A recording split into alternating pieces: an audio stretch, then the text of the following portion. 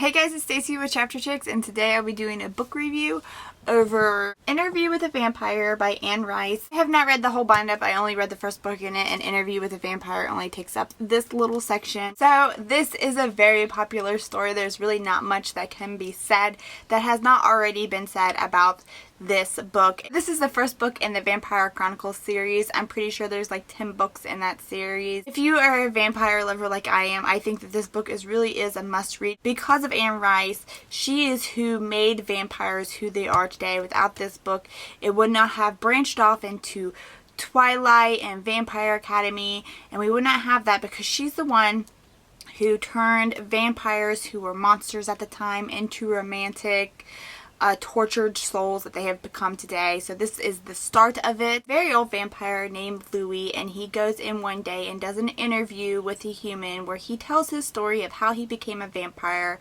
and the adventures he has gone on. So that's all I'm really going to tell you on the story-wise, just in case you have not heard anything about this story and you've been living under a rock and you just haven't heard anything about this. So I won't spoil it for you, but very, very good. I did see the movie before I read the book, and I was very scared that the movie was going to ruin the book for me, because sometimes when it comes to these classical reads, like Pride and Prejudice for me was very hard to get through, just simply because I know the story so well and the movie follows the book so closely that I was spoiled, and it was boring for me just because I knew everything that was going to happen, and I was really afraid that the same thing was going to happen with this book. But I love Anne Rice's writing. Beautiful. She writes beautifully. For me, her writing made this book feel like I was experiencing the story for the first time, which rarely happens when I've seen the movie first. Her writing is just like poetry. My favorite part of this story is her settings.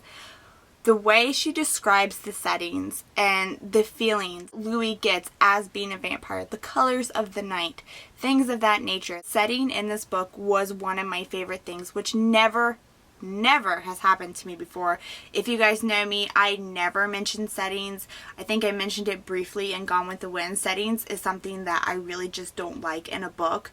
I kind of speed read through settings because they're boring and I really don't care half the time. But in this book, I found myself looking forward to the times where Louis would start describing the night. Her writing was so good that it's like for the first time, I actually feel like I know what it's like to be a vampire. Being deprived of sunlight and bright colors that are during the day. And it's just like she puts it into such a simple, beautiful, poetic way that I just loved her writing. Like, she puts all the people who came after her in vampire writing to shame. I cannot wait to get to the other two books in this bind-up because I loved it. Another aspect of this story that is just so phenomenal is the characters. She develops and makes such beautiful characters. I just love the dynamics between the characters. I love the characters themselves, and this is for the first time where I really feel like that the book and the movie, one of them is not better than the other. They complement each other very well. Like, some of the important, beautiful, scripted lines that are in the story did make it to the movie, and I think it is really accredited to the acting in the movie. When I'm reading this book, I see Brad Pitt as Louis, and I see Tom Cruise and Antonio Banderas. I see all of them playing these characters in my head because they did such a good job with it in the movie that they portray these characters to the T. I think they complement each other very well. One doesn't outshine the other. Even if you are not a vampire lover, I highly recommend this book. It's beautifully written. I think that everybody, no matter what type of books you like to read, I think everybody will find something that they like in this story, whether it be an amazing plot, characters, writing style, setting. It's just a beautifully written book that I think everybody will enjoy. So now I'm going to be moving into the spoiler area of the video. If you have not seen the movie or read the book, do not watch this part of the video. The book and the movie go hand in hand plot-wise and character-wise, so don't fear that if you haven't read the book but seen the movie that you will be spoiled, because you won't.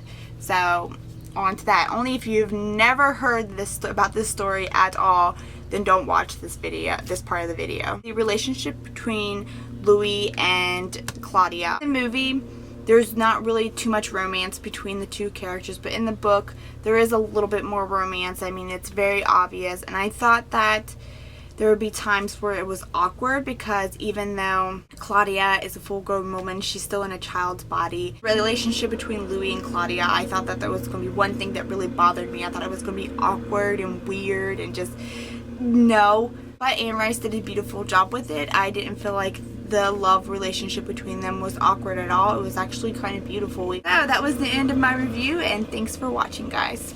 Bye.